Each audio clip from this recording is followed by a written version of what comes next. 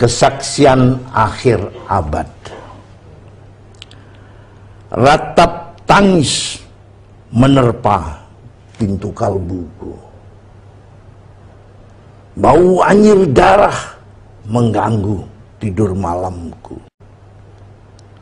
Oh tikar tafakur, oh bau sungai Tohor yang kotor. Bagaimana aku akan bisa membaca keadaan ini?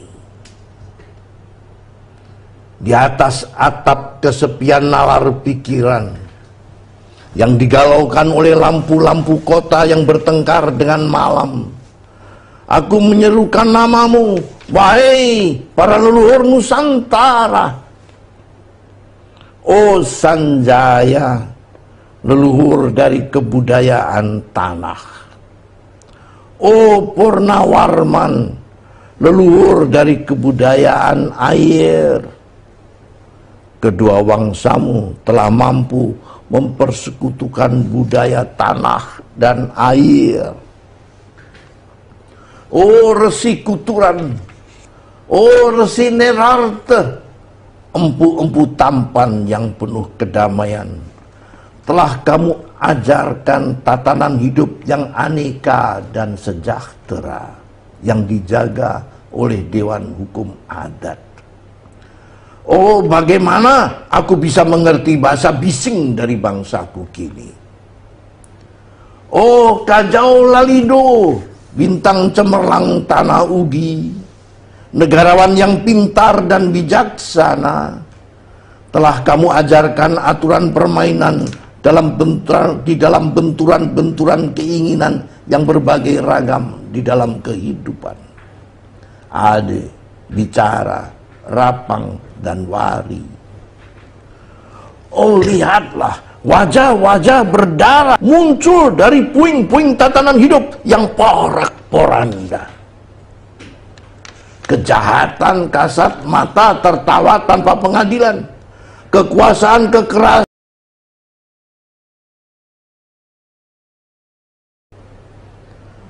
Oh anak cucuku di zaman sibernetik, bagaimana akan kalian baca prasasti dari zaman kami? Apakah kami akan mampu menjadi ilham kesimpulan, ataukah kami justru menjadi sumber masalah di dalam kehidupan? Dengan puisi ini aku bersaksi bahwa rakyat Indonesia belum merdeka.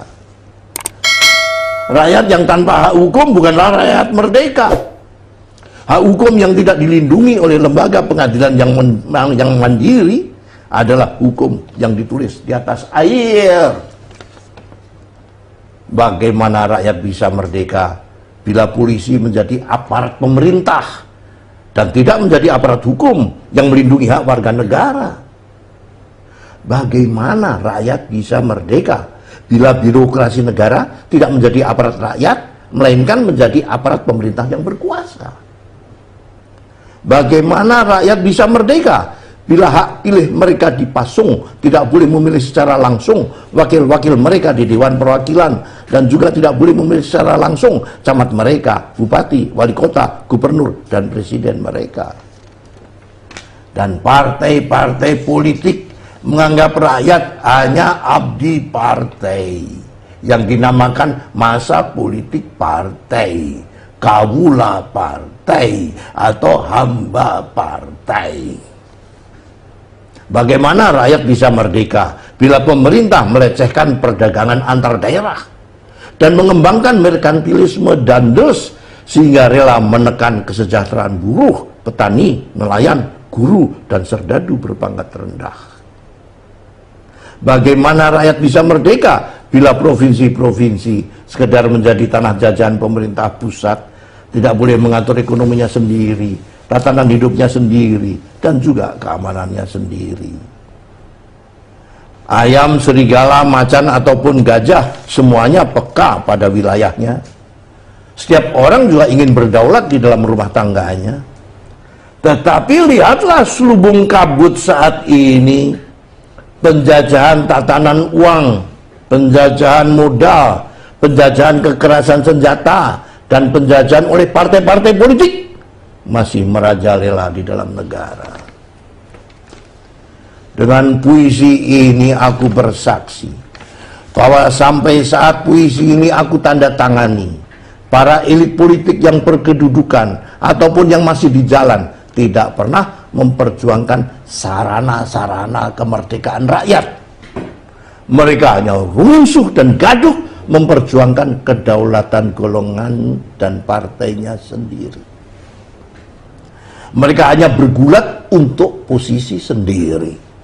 Mereka tidak peduli kepada posisi rakyat, tidak peduli pada posisi hukum, posisi polisi, ataupun posisi birokrasi, mendaur ulang malapetaka bangsa dan negara yang telah terjadi. Indonesia. Indonesia. Negara yang kehilangan makna. Rakyat sudah dirusak azas tatanan hidupnya. Berarti sudah dirusak dasar peradabannya. Dan akibatnya dirusak pula kemanusiaannya. Maka sekarang negara tinggal menjadi peta. Itu pun peta yang lusuh dan hampir sobek pula. Pendangkalan kehidupan bangsa telah terjadi. Tata nilai rancu, dusta, pencurian, penjarahan, dan kekerasan halal. Manusia sekedar semak belukar yang gampang dikacau dan dibakar. Paket-paket pakiran yang murah dijajakan.